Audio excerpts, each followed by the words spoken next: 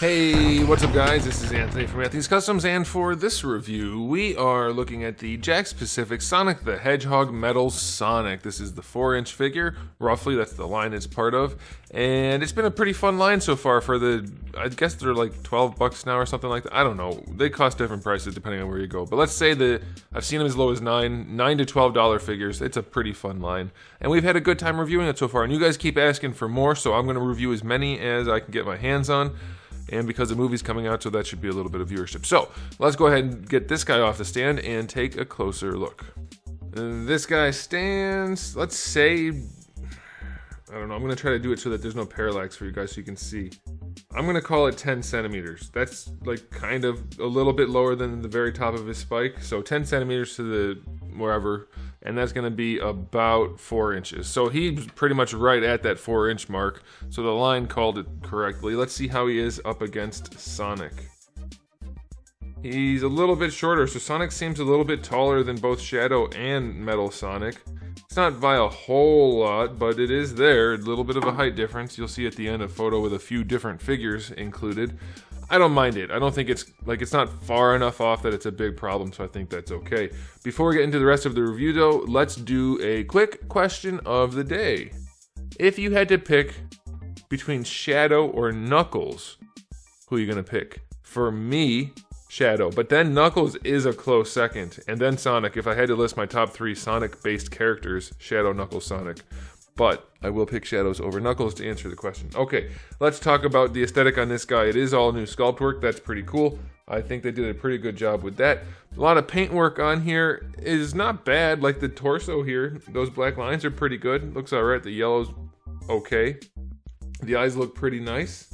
The ears are acceptable. We have some paint work on the hands. It's kind of sloppy, but it's there. Paint work on the feet is okay. They even bothered to paint the hips.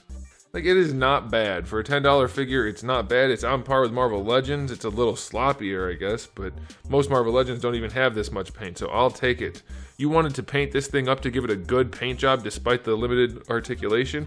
I think you're going to have a pretty darn good looking figure, so that's not bad. So the sculpt is good, paint is good, overall aesthetic is pretty good. For this price, I'll give it an 8 out of 10. A little bit less slop would be nice, but it's not bad. As far as accessories go, we get this Dr. Robotnik switch. It's got a little spring in it. I'll just show you, because I can't do a photo of that. So it just has a spring in it. It doesn't do anything. I don't know. How do you guys feel? Second question of the day. Would you rather they just not include accessories like this and spend more money on the figures? That's what I would prefer, because I don't care about these non-useful accessories like the... Well, any of them, really. The gems or the emeralds are kind of cool, but that's about it, really. So, even then, I don't... What are you going to do with it? So, I'd rather just have the figures be nicer. So, accessory-wise, yeah, 5 out of 10. Whatever. Doesn't really matter. Okay, articulation. Pretty limited on this guy, and they did one thing that really bothers me. The head does rotate, so we'll start with that. The head rotates, that's fine. Now, the shoulders are just like all the other ones. They're fixed swivel hinges, but look at his shoulder pads. Look at them. What do you see? This one is down, and they did that so that you can raise the arm up like this, which is okay, but that means it looks goofy if you're not doing that, and that's a bummer. So you do get your rotation, and you get your hinge, though the hinge is very limited because of the way they executed it, so that's a bummer. There's no bicep swivel, and there's just a fixed elbow joint. As far as there's no swivel at the bicep either for the to replace the bicep swivel. So this arm can bend a little bit less than 90 degrees, and that's fine. But this arm, the location of the joint means it's on the side. It doesn't bend forward at all, and you can't rotate that arm forward. So this arm is just perpetually out to the side, which is super lame. You can rotate the forearm if you want to. On either side, that's fine, but it doesn't really afford much. I mean, it doesn't do anything, especially since the wrists already can rotate. So you get very strange posability on this guy. That kind of sucks. The wrists are technically ball pegs, but they don't really, they don't do much. So hips are the same as Sonic. You have the hinge. They go back.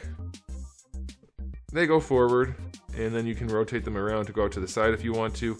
So you get the swivel, and the hinge knees are the same thing. His knees have really good bend. They do swivel. His are a little bit loose in the swivel, but they have bend and swivel, so that's okay. Then the ankles are a little ball peg, but it's basically just a swivel. You have very little play in there, so he is a lot more limited than I was expecting and than I like, but it's not like terrible. You can get him into some kind of pose, and it should look okay. So I'll give the articulation a 6 out of 10. For the price, it's fine, but not good. And it definitely could be a lot better. So yeah, it's fine. So I don't know, I like this one. I'm glad to add it to the Sonic collection. For the price point, it's perfectly acceptable.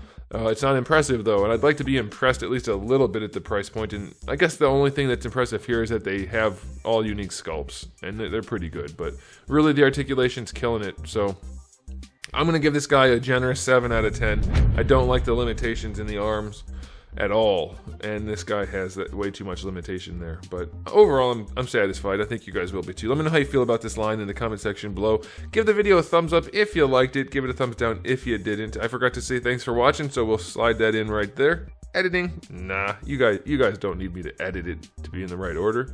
So yeah, thanks for watching. And if you haven't subscribed, you might want to. I have new videos almost every single day, every day but Wednesday. And for those days, I have over 4,000 videos already on the channel, so you can come back for those. And in the meantime, keep collecting.